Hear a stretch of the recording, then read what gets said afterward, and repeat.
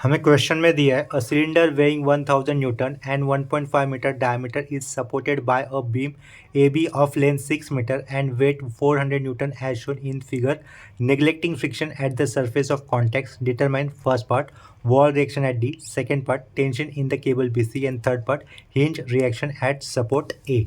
Question के अंदर given data एक बार फिर से रीड कर लेते हैं। A cylinder weighing 1000 newton and 1.5 metre diameter. देखो यहाँ पर सिलेंडर दिख रहा है हमें डायग्राम के अंदर।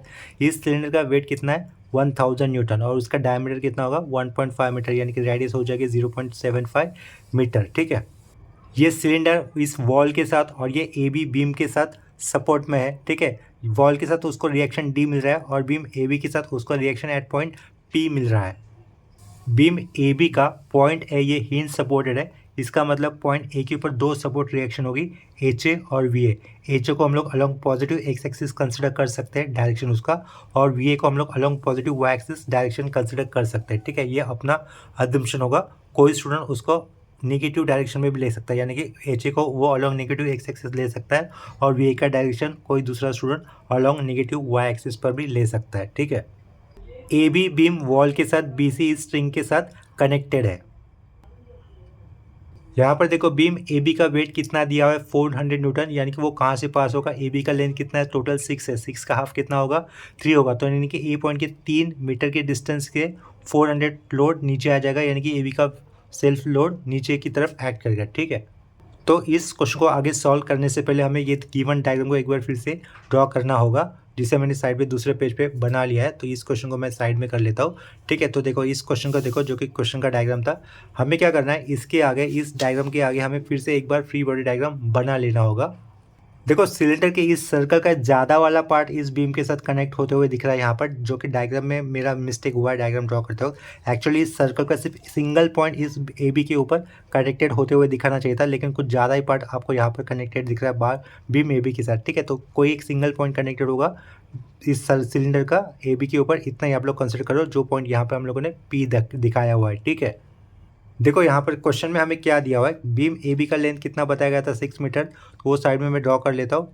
यहाँ से यहाँ तक कितना था 6 मीटर था। ठीक है, लेकिन इस ए बी का टोटल लोड कितना बताया गया था 400 न्यूटन, जो कि कहाँ पे एक्ट करेगा, सेंटर पे एक्ट करेगा। वो सेंटर वाला पॉइंट मैंने यहाँ पर अज्यूम किया है। ठीक है, ये ऊपर, जिसको मैं टी से रिप्रेजेंट कर लेता हूँ। ठीक है, इस टी से वर्टिकल एक लोड एक्ट करेगा नीचे की तरफ, वो क्या होगा, बीम ए बी का सेल्फ लोड होगा, जो कितना है 400 न्यूटन। ठीक है, ये अगर हम लोग चाहते तो दिखा सकते हैं, या फिर जब हम लोग फ्री बॉडी डायग्राम बनाएंगे तभी भी दिखाया रहता था, तो भी चलता था। ठीक है, इस क्वेश्चन को आगे सॉल्व करने से पहले हमें दो फ्री बॉडी डायग्राम कंसिडर करनी होगी। एक फ्री बॉडी डायग्राम होगी सिलेंडर के लिए और दूसरी फ्री बॉडी डायग्राम होगी बीम ए बी के लिए। ठीक है, तो दोनों में से कौन सा फ्री बॉडी डायग्राम पहले हम लोग कंसिडर करेंगे कैलकुलेशन करते वक्त या फिर सपोर्ट रिएक्शन फाइंड आउट करते वक्त। देखो सिलेंडर के ऊपर कितने अननोन फोर्सेस आए हुए दिख रहे हैं हमें। पॉइंट पी जो कनेक्टेड है ए बी बीम के साथ, यानी कि आर पी रिएक्शन होगा और ये आर डी रिएक्शन होगा। ठीक है, सिलेंडर के साथ हमें दो ही पॉइंट कनेक्टेड दिख रहे हैं, एक वॉल के साथ एट पॉइंट डी और ये बीम के साथ पॉइंट पी, यानी कि दो रिएक्शंस होगी सिलेंडर के ऊपर। ठीक है, पॉइंट डी से और एक पॉइंट पी से। तो रिएक्शन एट पॉइंट डी ये अननोन है, रिएक्शन एट पॉइंट पी ये अननोन है। तो सिलेंडर के ऊपर दो अननोन रिएक्शन है, पॉइंट डी और पॉइंट पी के ऊपर। बीम ए बी की जब बात करेंगे, बीम ए बी के ऊपर कितने अननोन आते हैं, देखो पॉइंट ए हिंज सपोर्ट होने के कारण वहाँ पर दो अननोन रिएक्शन होगी, एच और वी वाली, ये दो हो गई पॉइंट एक पर। पॉइंट पी जो कि सिलेंडर को सपोर्ट दे रहा है, इसका मतलब पॉइंट पी के ऊपर भी अननोन फोर्स रहेगा, अननोन रिएक्शन होगा बीम ए बी का पार्ट कंसिडर करते हो। और पॉइंट बी पर भी एक टेंशन या फिर केबल कनेक्ट होने के कारण वहाँ पर भी एक टेंशन केबल बी सी रहेगा ना, वो भी अननोन होगा। ठीक है, तो बीम ए बी पर 4 अननोन फोर्सेज आ रहे हैं। दो अननोन फोर्सेस किसके कारण, हीट सपोर्ट के कारण। यहाँ पर पी पर एक सपोर्ट रिएक्शन होगा जो कि सिलेंडर को सपोर्ट दे रहा है, और पॉइंट बी पर एक रिएक्शन होगा या फिर टेंशन केबल बीसी वाला अननोन होगा। ठीक है, तो हम बीम ए बी के ऊपर 4 अननोन आ रहे हैं, इसके कारण हम लोग उसका फ्री बॉडी डायग्राम बाद में लेंगे। फ्री बॉडी डायग्राम पहले हमें ऐसा फिगर का लेना है जिसके ऊपर कम या फिर मिनिमम नंबर ऑफ अननोन आते हो। तो यहाँ पर मिनिमम नंबर ऑफ अननोन किस केस में आ रहे हैं, सिलेंडर के केस में आ रहे हैं। तो सबसे पहले हमें क्या ड्रॉ कर लेना है, free body diagram for cylinder draw कर लेना है। ठीक है, तो नेक्स्ट स्टेप में मुझे क्या लिखना होगा, drawing free body diagram for cylinder इस तरीके से लिखना होगा। तो वो मैं यहाँ पे लिख दे रहा हूँ, ड्राइंग एफ बी डी। ठीक है, F B D for cylinder लिखना है हमें। ठीक है, तो यहाँ पे क्या लिखा, फॉर सिलेंडर, ऐसा लिख दिया, drawing free body diagram for cylinder. तो आप लोग सिलेंडर का शेप दिखाओ, यहाँ पर छोटा सा दिखाया तो भी चलेगा। ये हो गया अपना सिलेंडर का शेप, ठीक है। सेंटर में से एक सेल्फ लोड उसका डाउन साइड आएगा वर्टिकल डाउनवर्ड, जिसका वेट कितना दिया था उन्होंने 1000 न्यूटन, तो वो 1000 न्यूटन हम लोग को लिख दिए, ठीक है। देखो वॉल से एक उसका सपोर्ट रिएक्शन आएगा, सिलेंडर के लिए वॉल से जो सपोर्ट रिएक्शन आएगा वो इस डायरेक्शन में आएगा ना, देखो इस तरीके से आएगा, वो सेंटर से राइट साइड पास होते हुए दिखाई देंगे हम लोग, ठीक है। तो देखो इस फ्री बॉडी डायग्राम के अंदर जो आरडी रिएक्शन आएगा ना थ्रू वॉल, तो वो हम लोग सेंटर से राइट साइड की तरफ लेके गए, ठीक है। यहाँ से हम लोग ऊपर की तरफ क्या दिखाएंगे, आरपी रिएक्शन दिखाएंगे, रिएक्शन एट पॉइंट पी, ठीक है। तो हमें ये आरपी का इंक्लिनेशन पता होना चाहिए, अगर हमें आरपी का इंक्लिनेशन पता हो जाएगा तो इससे हम लोग फ्री लामिस थ्योरम अप्लाई कर इस अननोन सपोर्ट रिएक्शन यहाँ से निकाल सकते हैं, ठीक है। तो सबसे पहले अभी हमारा काम यहाँ पे क्या होगा, आरपी का इंक्लिनेशन मालूम करने वाला, ठीक है। आरपी का इंक्लिनेशन निकालने के लिए हमें मेन जो डायग्राम दिया था क्वेश्चन के अंदर का वहाँ पे ध्यान देना होगा। देखो हम लोग क्या करेंगे, इस पी पॉइंट से एक हॉरिजॉन्टल ड्रॉ कर देंगे, क्या किया, इस पी पॉइंट से एक हॉरिजॉन्टल ड्रॉ कर दिया, ठीक है। रिएक्शन एट पॉइंट पी कैसे होगा, वो सेंटर से पास होगा, यानी कि यहाँ पे इस तरीके से इंक्लिनेशन होगा, वो हमें वही इंक्लिनेशन ढूंढना है। क्या किया, पहले तो पी से एक हॉरिजॉन्टल लाइन ड्रॉ कर दिया, रिएक्शन एट पॉइंट पी वो कैसे होगा, सेंटर से पास होगा, तो वो इस तरीके से मैंने एक सेंटर लाइन ड्रॉ कर दी। अगर अंदर की तरफ एंगल कितना है 45, तो ये वाला एंगल कितना हो जाएगा, ये वाला एंगल कितना हो जाएगा, वो भी 45 हो जाएगा, ठीक है। और ये जो लाइन है ए पी और ये सेंटर से यहाँ तक पी तक आई हुई लाइन एक दूसरे को कैसी होगी, परपेंडिकुलर होगी, यानी कि ऊपर का भी एंगल कितना हो जाएगा, 45 डिग्री का हो जाएगा, ठीक है। देखो फिर से सेम पॉइंट को बताता हूँ, मैंने क्या किया, इस सिलेंडर के सेंटर से पी पॉइंट पे एक लाइन ड्रॉ किया, उसका हमें इंक्लिनेशन ढूंढना है, क्योंकि रिएक्शन एट पॉइंट पे इसी लाइन से पास होने वाला है, जो सेंटर से हम लोगों ने पी पे लाइन ड्रॉ की थी ना, उसी के अलॉन्ग जाने वाला है, ठीक है, आरपी रिएक्शन। तो यहाँ पे तो 90 डिग्री का एंगल होगा एपी के साथ, ये लाइन जो ड्रॉ की है सेंटर से पी पर, उसका 90 डिग्री का एंगल होता। अगर हम लोग पी से एक हॉरिजॉन्टल लाइन ड्रॉ कर देते हैं तो इधर देखो एंगल 45, तो ये वाला भी एंगल कितना होगा, 45 होगा, जेड बन रहा है इसके कारण, यानी कि वो अल्टरनेट एंगल हो गए। अगर नीचे वाला एंगल 45 है तो ये बचा हुआ ऊपर का कितना होगा, 45 डिग्री होगा, ठीक है। इसका मतलब आरपी का inclination with respect to X axis कितना मिल रहा है, हमें 45 मिल रहा है, ठीक है। तो वो हम लोग ये डायग्राम में यूज़ करेंगे जहाँ पर हम लोगों ने फ्री बॉडी डायग्राम बनाया था उधर, ठीक है। तो ये वाला एंगल कितना मिला हमें, 45। तो इस डायग्राम के अंदर हम लोग लामिस थ्योरम अप्लाई कर रिएक्शन एट पॉइंट पी और रिएक्शन एट पॉइंट डी निकाल सकते हैं, ठीक है। तो आगे क्या लिखेंगे हम लोग, बाय लामिस थ्योरम, ऐसा लिखना है हमें, लामिस थ्योरम, ठीक है। लामिस थ्योरम यूज़ करोगे तो पहले मैं 1000 न्यूटन का फोर्स लिख लेता हूँ, 1000 न्यूटन लिखा अपॉन साइन लिखा।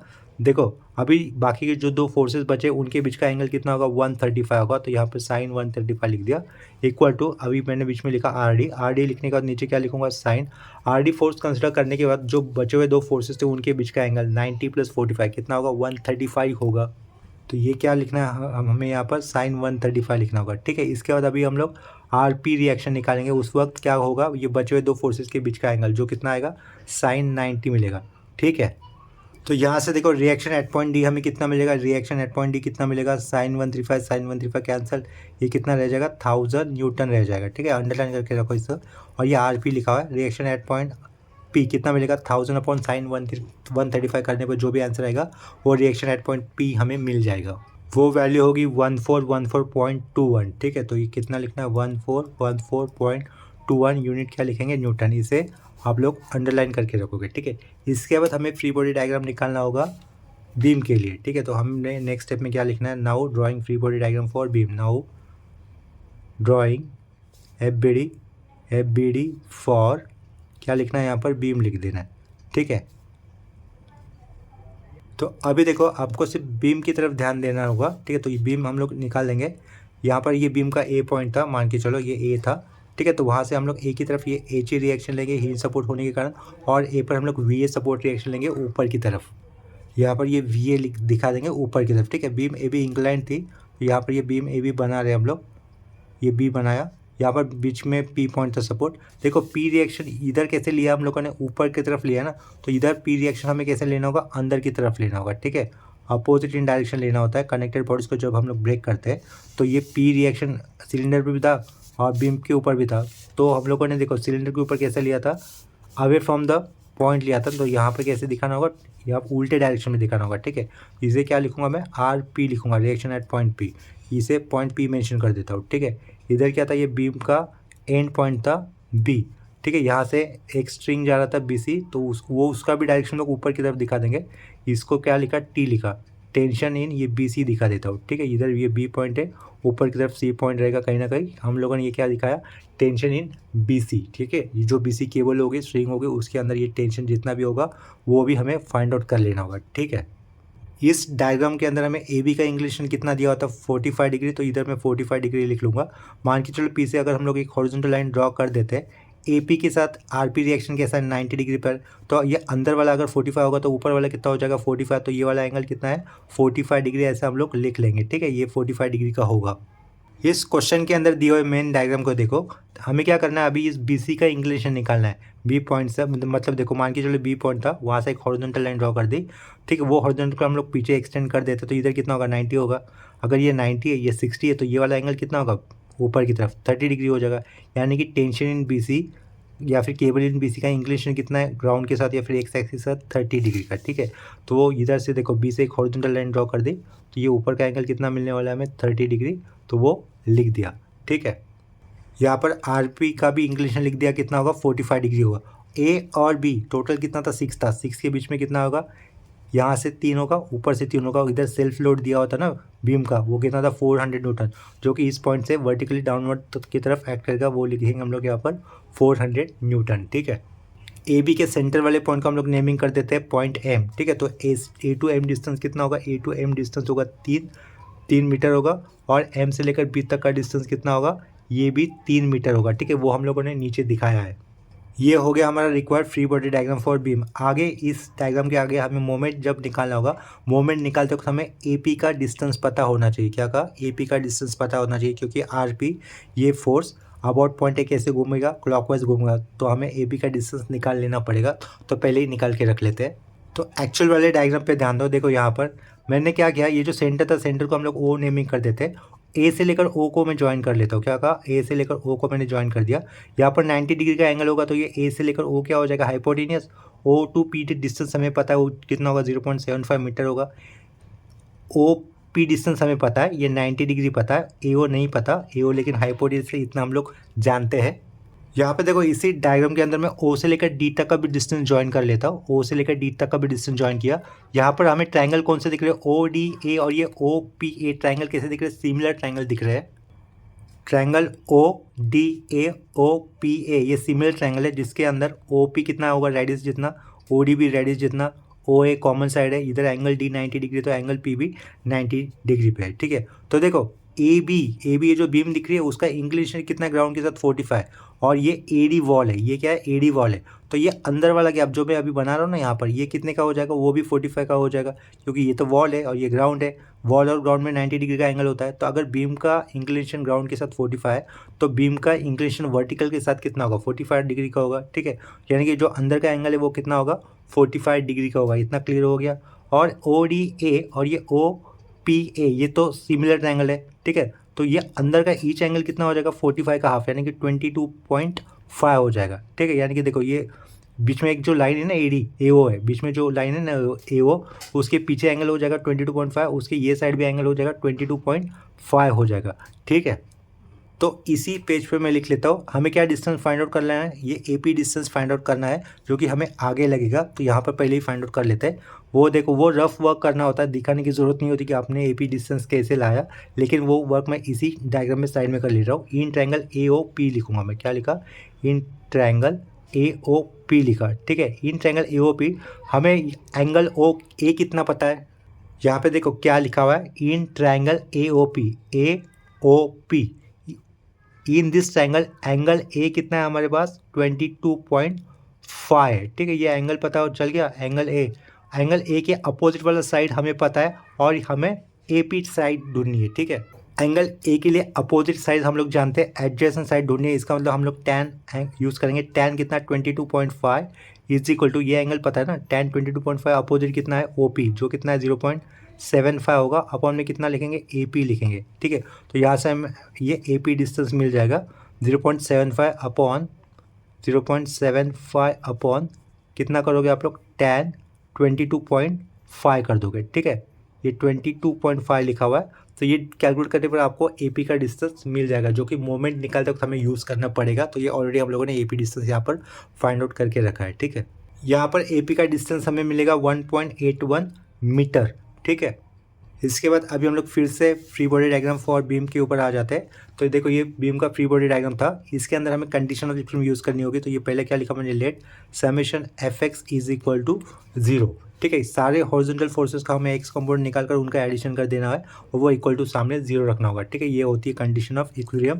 तो एच ए देखो along positive X axis consider किया तो उसका डायरेक्शन हमें प्लस लेना होगा, तो ये प्लस एच ए लिखा। आरपी जाते हुए दिख रहा है हमें फोर्थ क्वाड्रेंट में एक्स कंपोनेंट होता है प्लस। ठीक है, तो वो कैसे लिखेंगे, आरपी लिखा, एक्स कंपोनेंट लिख रहे तो इसके कारण कॉस होगा, और इस फोर्स के लाइन ऑफ एक्शन है एक्स एक्सिस के साथ बना हुआ एक्यूट एंगल जो कितना है 45, तो यहाँ पर 45 लिखेंगे। ठीक है, दो फोर्सेस हो गए, एच ए हो गया, ये आरपी का हॉरिजॉन्टल कंपोनेंट हो गया, आरपी इंक्लाइन फोर्स था तो उसका एक्स कंपोनेंट आएगा ही आएगा। ठीक है, जो फोर्स इंक्लाइन होता है उसका एक्स कंपोनेंट हमेशा निकलता ही है। Tension in cable BC, incline force से जा रहा है सेकंड क्वाड्रेंट में एक्स कंपोनेंट होता है नेगेटिव, तो उसके टेंशन इन बीसी जो केबल है उसका एक्स कंपोनेंट वैल्यू क्या होगी, माइनस क्यू। सेकंड क्वाड्रेंट में फोर्स एक्स कंपोनेंट होता है नेगेटिव, टेंशन इन बीसी लिखा कोने में, एक्स कंपोनेंट लिखेंगे तो उसके साथ कॉस आएगा, और इस फोर्स का लाइन ऑफ एक्शन है एक्स एक्सिस के साथ बनाया हुआ एक्यूट एंगल जो कितना है इधर 30। ठीक है, तो ये 30 यहाँ पर लिख दे। तीन ही हॉरिजॉन्टल फोर्सेस थे, ये एच ए आरपी वाला और ये टीबीसी वाला, इज इक्वल टू क्या करोगे आप लोग, 0 कर दोगे। ठीक है, यहाँ पर हमें आरपी की वैल्यू पता है, आरपी की वैल्यू देखो कितनी मिली थी हमें 1414.21, तो वो वैल्यू हम लोग यहाँ पे सब्स्टिट्यूट कर देंगे। ठीक है, इसे इक्वल टू के आगे सब्स्टिट्यूट करने पर वो कैसा हो जाएगा, माइनस हो जाएगा। यहाँ पे देखो ये एच ए लिखा हमने, minus tension in B C लिखा, साइड में क्या होगा कॉस 30 हो जाएगा, इक्वल टू ये प्लस में आगे जाने पर क्या रहेगा वो माइनस, तो माइनस आर पी लिख दिए हम लोग। साइड में क्या लिखा कॉस 45 हमें यहाँ पर ये लिख देना होगा। ठीक है, is equal to minus R P की वैल्यू 1414.21 रहेगी, साइड में क्या होगा ये कॉस 45 हो जाएगा। ठीक है, तो इसके लेफ्ट साइड में हम लोग फिर से क्या लिख देंगे, ये H A minus tension in B C लिखा, साइड में क्या रहेगा, ये कॉस 30 रहेगा। ठीक है, इसे हम लोग इक्वेशन नंबर 1 से साइड में कर देंगे। ठीक है, अगर हम लोग चाहते थे यहीं पर 14.21 कॉस 45 की वैल्यू लिख सकते थे, उसके पहले ये माइनस भी। ठीक है, उसको करके ही रख लेते हैं। ये पीछे क्या रहेगा, एच ए रहेगा। ठीक है, माइनस क्या रहेगा यहाँ पर टेंशन इन बी सी रहेगा, साइड में ये कॉस 30 इज इक्वल टू, इसे हम लोग कैलकुलेट कर लेते हैं, देखते हैं वो वैल्यू कितनी मिलती है। वो वैल्यू देखो हमें कितनी मिल रही है, -999.997, तो इसे हम लोग राउंड अप करके -1000 लिख सकते हैं। ठीक है, तो ये क्या लिखूंगा, -1000 लिख दिया, इसे नंबर इक्वेशन नंबर 1 से रिप्रेजेंट कर दिया। ठीक है, इसके बाद हमें summation F of Y equal to 0, ये second condition of equilibrium use करनी है। तो देखो अभी ये दूसरा पेज लिया है, इस दूसरे पेज पे हम लोग क्या करेंगे, second condition of equilibrium use करेंगे। ये लिखा एंड लेट क्या लिखा, summation F Y is equal to क्या करूँगा मैं, 0 करूँगा। ठीक है, इस डायग्राम के अंदर देखो सिर्फ वर्टिकल फोर्सेस देखना है, ये वी ए जा रहा है ऊपर की तरफ, यानी कि क्या लिखना होगा, उसका डायरेक्शन ऊपर जा रहा है, इसके कारण वी ए क्या लिखेंगे हम लोग, प्लस लिखेंगे। ठीक है, ये प्लस वी ए लिखा। आर पी देखो, आर पी किस क्वाड्रेंट में जा रहा है, फोर्थ क्वाड्रेंट में जा रहा है, फोर्थ क्वाड्रेंट में जाने के कारण उसका वर्टिकल कंपोनेंट कैसे होगा, निगेटिव होगा। ठीक है, तो ये minus vertical component fourth quadrant में माइनस होता है, तो माइनस, या आरपी रिएक्शन वर्टिकल कंपोनेंट के साथ साइन लिखा जाता है, साइन लिखकर उस फोर्स के लाइन ऑफ एक्शन ने एक्स एक्सिस के साथ बना हुआ एक्यूट एंगल जो कितना इस केस में 45। ठीक है, तो यहाँ पर 45 लिख देंगे हम लोग, माइनस ये सेल्फ लोड देखो बीम का कितना है, -400 का, वो भी वर्टिकल डाउनवर्ड एक्ट करे तो -400 लिखेंगे। ठीक है, 1 2 3 हो गए, 1 2 ये 3 हो गया, और ये टेंशन इन केबल बीसी, ठीक है, जो कि सेकंड क्वाड्रेंट में वर्टिकल कंपोनेंट कैसा होगा, प्लस होगा, तो इधर क्या लिखेंगे, प्लस टेंशन इन बीसी लिखा, यहाँ पर साइन होगा, वर्टिकल कंपोनेंट के साथ साइन आता है, और उसका लाइन ऑफ एक्शन का एक्स एक्सिस के साथ आया हुआ एक्यूट एंगल जो कितना है 30, तो यहाँ पर क्या लिखना है हमें, 30 लिखना है। ठीक है, इज इक्वल टू क्या होगा, ये हम लोग 0 कर देंगे। ठीक है, 4 वर्टिकल फोर्सेस मिले, देखो ये वी ए आरपी का रिएक्शन, मतलब एक आरपी का एक क्या होगा कंपोनेंट आएगा वर्टिकल वाला, ये 400 न्यूटन, और ये टेंशन इन केबल बीसी का भी एक वर्टिकल कंपोनेंट। ठीक है, तो वो चारों फोर्सेस हमने यहाँ पर कंसिडर किए हुए हैं। तो इनमें से हमें वैल्यू किसकी पता है, आरपी की वैल्यू पता है। ठीक है, तो ये वी ए ऊपर की तरफ, माइनस आगे जाएगा तो क्या हो जाएगा, प्लस हो जाएगा, ये दोनों माइनस माइनस प्लस हम लोग आगे लिख देंगे। टेंशन इन क्या लिखा, ये बी सी लिखा, साइड में क्या लिखा, ये साइन क्या लिखूँगा, 30 लिख दूँगा। ठीक है, ये 400 प्लस आर पी साइन 45, ये आर पी लिखा हमने, लास्ट में ये आर पी लिखा होता है उसको ठीक से लिख लेता हूँ, ये आर पी लिखा हमने, साइड में क्या रहेगा, ये साइन 45 होगा।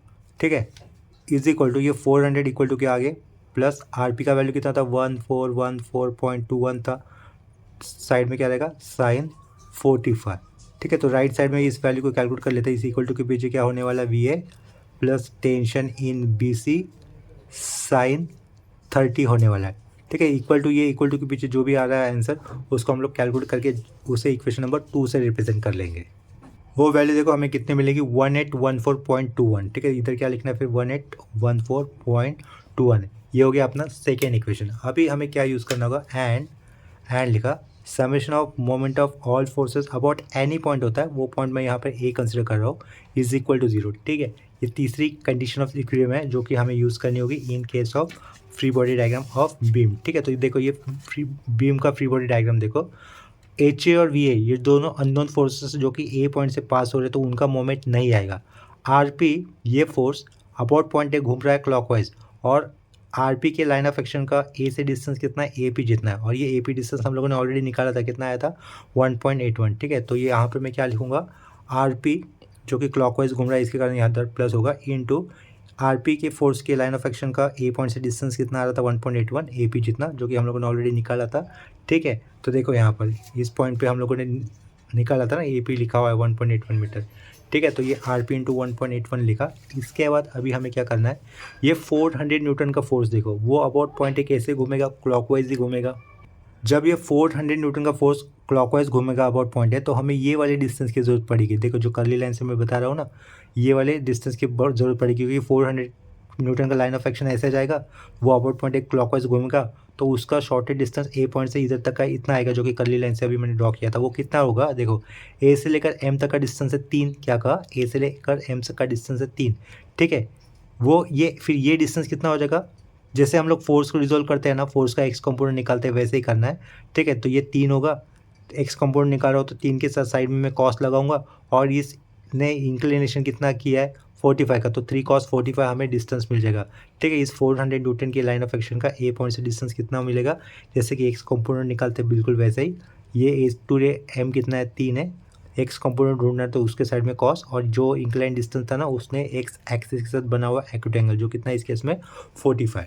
ठीक है, तो हमें देखो आगे क्या लिखना है, 400 वाला क्लॉकवाइज घूम रहा है तो 400 इंटू डिस्टेंस कैसे ढूंढोगे, टोटल इंक्लाइन डिस्टेंस कितना था 3 था, एक्स कंपोनेंट तो कॉस लिखा, और टोटल इंक्लाइन डिस्टेंस ने एक्स कंपोनेंट ढूंढ रहा है इसके कारण उसके साथ बना हुआ कितने का इंक्लिनेशन था 45 का, तो ये इधर क्या लिखूंगा मैं 45 लिख दूंगा। ठीक है, इतना क्लियर हो गया। इसके बाद अभी देखो हेड पॉइंट बी के ऊपर टेंशन दिख रहा है ना, मैं टेंशन केबल बी सी, उसका इंक्लिनेशन ए से नहीं पता हमें डायरेक्टली कितना होगा। ठीक है, लेकिन उसको हमें रिजोल्व करना होगा। ऊपर का एंगल कितना दिख रहा है 30 डिग्री, तो उसका एक्स कंपोनेंट कैसे होगा, इधर जाएगा पीछे की तरफ। इस एक्स कंपोनेंट की वैल्यू कैसे होगी, tension in B C cos 30 होगी। ठीक है, और ये फोर्स का ए पॉइंट से डिस्टेंस कितना आएगा, ये वाली लाइन जितना आएगा वर्टिकल डिस्टेंस आएगा। तो देखो यहाँ से लेकर यहाँ तक का डिस्टेंस कितना है, टोटल 6 है, और इस लाइन का एक्स के साथ बना हुआ एंगल कितना है 45, हमें डिस्टेंस ढूंढना है ये वर्टिकल वाला, तो 6 sin 45 लिख दोगे। और फोर्स कौन सा होगा, एक्स कंपोनेंट जो कि पीछे घूम रहा है, ये देखो ये डायरेक्शन किया हुआ, तो टेंशन इन बी सी का एक्स कंपोनेंट क्या होगा, जो कि अबाउट पॉइंट है कैसे घूम रहा है, उल्टा घूम रहा है, तो इधर क्या लिखोगे आप लोग minus tension in B C दिखाया, उसका एक्स कंपोनेंट ढूंढना है तो इधर कॉस लिखा 30 लिखा, इनटू डिस्टेंस कितना रहेगा 6 sin 45 हो जाएगा। ठीक है, इसका तो फिर से minus tension in B C करेंगे हम लोग, इस बार sin 30 कर देंगे। ठीक है, इनटू क्या करना होगा 6 sin, और यहाँ पर कॉस लिखा होगा। ये वाला पॉइंट मैं बताता हूँ फिर से, पहले ये वाले पॉइंट को मैं रिपीट कर देता हूँ। देखो ये वाला जो डायरेक्शन मैंने बताया वो किसके लिए किया है, टेंशन इन बीसी का एक्स कंपोनेंट के लिए ड्रॉ किया हुआ है। वहाँ पर मैं साइड में लिख लेता हूँ, ये वाला डायरेक्शन किसके लिए बनना था, टेंशन इन बीसी का एक्स कंपोनेंट, कॉस इंक्लिनेशन कितना होगा 30। और देखो इसके लाइन ऑफ ये जो फोर्स ऐसा जाएगा पीछे, उसके लाइन ऑफ एक्शन का ए से डिस्टेंस कितना होगा, ये वर्टिकल जितना, जो कितना आएगा ए बी टोटल है 6 साइड में क्या वर्टिकल कंपोनेंट होने के कारण हम लोग साइन लगा देंगे। तो यहाँ पे देखो मैंने क्या लिखा था 6 लिखा था, साइन लिखा था, और उसके बाद ये जो टोटल इंक्लाइन डिस्टेंस है ना, उसने कितने डिग्री का एंगल किया था एक्स के साथ 45 का, तो इसके कारण क्या किया 6 sin 45 कर दिया। ठीक है, इसके बाद अभी हमें क्या करना है, यहाँ से एक वर्टिकल कंपोनेंट भी जाएगा ना, वो वर्टिकल कंपोनेंट क्या होगा टी बी सी साइन 30 होगा, क्या रहेगा TBC sin 30 होगा। देखो यहाँ पर लिखा है TBC sin 30, लेकिन वो भी रिएक्शन अबाउट पॉइंट ए कैसे घूमेगा, उल्टा ऐसा सीधा ऊपर जाएगा तो वो अबाउट पॉइंट ए कैसे घूमेगा, एंटी क्लॉकवाइज घूमेगा ना, ये वाले पॉइंट से ऊपर जाएगा। तो इसके कारण यहाँ पर क्या लगा, साइन लगाया था माइनस। अभी हमें क्या डिस्टेंस ढूंढना है, जो वर्टिकल कंपोनेंट ऐसा जाएगा टेंशन BC का, उसके लाइन ऑफ एक्शन का डिस्टेंस ए से इतना होगा, ये वाला जो कितना होगा, टोटल डिस्टेंस 6। हॉरिजॉन्टल कंपोनेंट ढूंढ रहे तो इसकी 6 के आजू में क्या आना चाहिए था, कॉस आना चाहिए, तो इधर मुझे फिर कॉस लिखना चाहिए था, ठीक है। और टोटल जो इंग्लैंड फोर्स था उसने कितने डिग्री का एंगल बनाया था, 45 का, तो इधर क्या होगा, कॉस 45 होगा, ठीक है। आगे क्या लिख देंगे हम लोग, इक्वल टू 0 लिख देंगे, ठीक है। तो यहाँ पे देखो, यहाँ से अननोन क्या है, only tension in BC unknown है, टेंशन इन BC अननोन है। RP की वैल्यू हमें पता है, ठीक है। RP की वैल्यू कितनी आई थी, 1414.21 आई थी। तो RP की वैल्यू मैं मेंशन कर दूंगा 1414.21 इंटू कितना होगा, 1.81 होगा, ठीक है, प्लस 400 इंटू 3 इंटू कॉस 45 या फिर 3 cos 45 लिख लेते हैं, ठीक है, इज इक्वल टू माइनस, और ये माइनस वाले पार्ट में इक्वल टू के आगे लिखूंगा उनकी वैल्यू कैलकुलेट करने पर, ठीक है। यहाँ पर हम लोग TBC को कॉमन बाहर ले सकते हैं, तो जितने भी नंबर रहेंगे उनका ही कैलकुलेशन कर लेते हैं और उसे इक्वल टू के आगे लिख देंगे, ठीक है।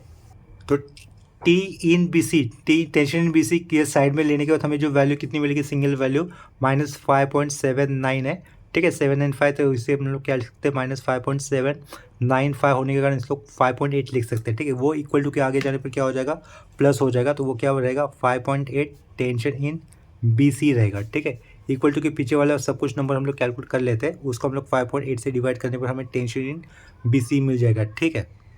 इक्वल टू के पीछे वाला नंबर हमें मिल रहा है 3408.248 है, तो 0.25 लिख देंगे, ठीक है।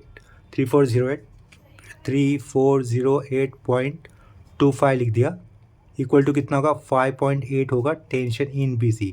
तो यहाँ से हमें टेंशन इन BC मिल जाएगा, देयरफॉर डायरेक्टली क्या कैलकुलेट कर लेंगे, टेंशन इन BC कैलकुलेट कर लेंगे।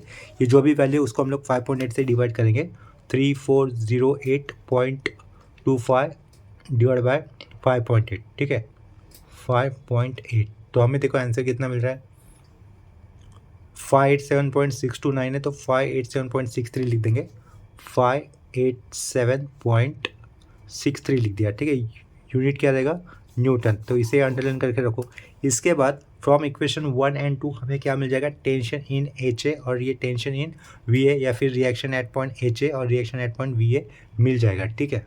फ्रॉम इक्वेशन 1 देखो, इक्वेशन 1 हमने क्या लिखा हुआ था, HA माइनस टेंशन इन BC cos 30, तो टेंशन इन BC हमें मिल चुका है। तो डायरेक्टली हम लोग आगे क्या लिखेंगे, फ्रॉम इक्वेशन 1 एंड 2 ऐसा लिख देंगे, फ्रॉम इक्वेशन 1 एंड 2 डायरेक्टली हमें यहाँ पर वैल्यू लिख देनी होगी, ठीक है। जैसे क्लास 10 में हम लोग करते थे, वैल्यूज सब्स्टिट्यूट की हुई दिखाते थे इक्वेशन के अंदर, फिर इक्वेशन राइट साइड लिया, प्लस माइनस जो भी हो एकेडमिकली हो रहा है, वैसे कुछ दिखाने की जरूरत नहीं है, डायरेक्टली ये वैल्यू लिखा तो भी चलेगा, ठीक है। तो देखो ये माइनस वाला पार्ट इक्वल टू के आगे जाएगा तो क्या हो जाएगा, प्लस हो जाएगा, ठीक है। यानी कि टेंशन इन BC कितना दिख रहा है हमें, 587.63, वो इक्वल टू के आगे जाएगा तो क्या होगा, प्लस होगा। उसको किससे मल्टीपल करना है, cos 30 से मल्टीपल कर देना है, ठीक है। तो ये 587.63 लिखा हमने, उसको मल्टीपल करेंगे cos 30 के साथ, तो cos 30 के साथ मल्टीपल किया, इस वैल्यू के साथ हमें -1000 ऐड कर देना होगा, ठीक है। तो ये -1000 हम लोग ऐड कर देंगे, तो इक्वल टू करने पर हमें देखो आंसर कितना मिलेगा, -491.09, तो -491.1 लिख दूंगा मैं, ठीक है। तो HA की वैल्यू कितनी मिली हमें, -491.10 कर दिया, इसे न्यूटन में मिली तो उसे अंडरलाइन कर देंगे, ठीक है। एंड फ्रॉम इक्वेशन 2 ऑलरेडी लिखा था, तो इक्वेशन नंबर 2 देखो, राइट साइड में हमारा कैलकुलेशन करते वक्त मिस्टेक हो गया था, उसको हम लोग करेक्ट कर लेते हैं। तो देखो राइट साइड में ये कैलकुलेशन क्या होगा, 400 प्लस 1414.21 साइन 45 ही होगा। हम लोगों ने जब ये लास्ट टाइम कैलकुलेट किया था तो ये साइन 45 मल्टीपल नहीं किया था 1414.21 इस वैल्यू के साथ, ठीक है। तो उसे अभी अब हम लोग करेक्ट कर लेते हैं, ये 400 प्लस 1414.21, इसके साइड में हमें साइन 45 लेना चाहिए था, पहले नहीं लिया था, ठीक है। तो इक्वल टू करने पर देखो वैल्यू कितनी मिलेगी, 1399.99 दिख रहा है, तो इसे हम लोग 1400 कंसिडर कर सकते हैं, ठीक है। तो इक्वेशन नंबर 2 के अंदर हम लोग चेंजेस कर देंगे, ये वैल्यू हटाकर मुझे इसकी जगह पे क्या लिखना होगा, 1400 लिखना होगा। तो ये आंसर कैंसिल कर दिया है, उसके सामने में क्या लिख दूंगा, ये राइट आंसर 1400 लिख दिया है, ठीक है। इसके बाद अभी हम लोग जब अभी VA निकाल रहे थे तो इस VA वाले सेकेंड वाले इक्वेशन में हम लोग TBC की वैल्यू सब्स्टिट्यूट कर देंगे। TBC की वैल्यू देखो कितनी थी अपने पास, 587.63 आई हुई थी, ठीक है। तो ये वैल्यू जब इक्वल टू के आगे जाएगी तो कैसी हो जाएगी, माइनस हो जाएगी। 1400 माइनस 587.63 साइन 30 लिखना होगा, ठीक है। तब हमें डायरेक्टली जो वी ए की वैल्यू आएगी वो हम लोग यहाँ पर लिख देंगे। सेकेंड इक्वेशन से देखो वी ए की वैल्यू क्या मिलेगी हमें, इक्वल टू का ये राइट साइड लिखा हुआ right value that is 1400 minus हमें क्या करना होगा, टी बी सी की वैल्यू लेनी होगी, वो कितनी होगी 587.63 दिख रहा है, ठीक है। तो माइनस 587.63 किया, साइड में क्या होगा साइन 30 होगा, ठीक है। तो वो कर देते हैं, इक्वल टू करने पर हमें वी ए की वैल्यू मिल जाएगी, वो कितनी आ रही है 1106.185। तो हम जिसे हम लोग पॉइंट के बाद 19 लिख देंगे, ठीक है। तो यहाँ पर वी ए की वैल्यू लिखेंगे हम लोग 1106.19 लिखा, लास्ट में यूनिट लिखेंगे न्यूटन, ठीक है। इसे अंडरलाइन करके रखो, एच ए आ गया, वी आ गया, इससे हम लोग रिएक्शन एट पॉइंट ए निकाल सकते हैं। यहाँ पर ये 11 लिखा हुआ एन जैसे लग रहा था, ये 11 लिखा हुआ था, ठीक है। इससे हम लोग क्या बना लेंगे, रिएक्शन एट पॉइंट ए निकाल लेंगे। देयरफॉर हमें आगे करना होगा, therefore R A is equal to root के अंदर हम लोग क्या करेंगे, एच ए का whole square plus V A का होल स्क्वायर कर देंगे, ठीक है। लेफ्ट साइड में फिर से आर ए लिखेंगे, रूट के अंदर ही हमें एच ए का होल स्क्वायर कर देना होगा। पहले तो एच ए की वैल्यू कितनी आई थी, -491.10 ब्रैकेट के अंदर होल स्क्वायर प्लस अभी यहाँ पर क्या लिखेंगे 1106.19 एक ब्रैकेट में उसका होल स्क्वायर, ठीक है।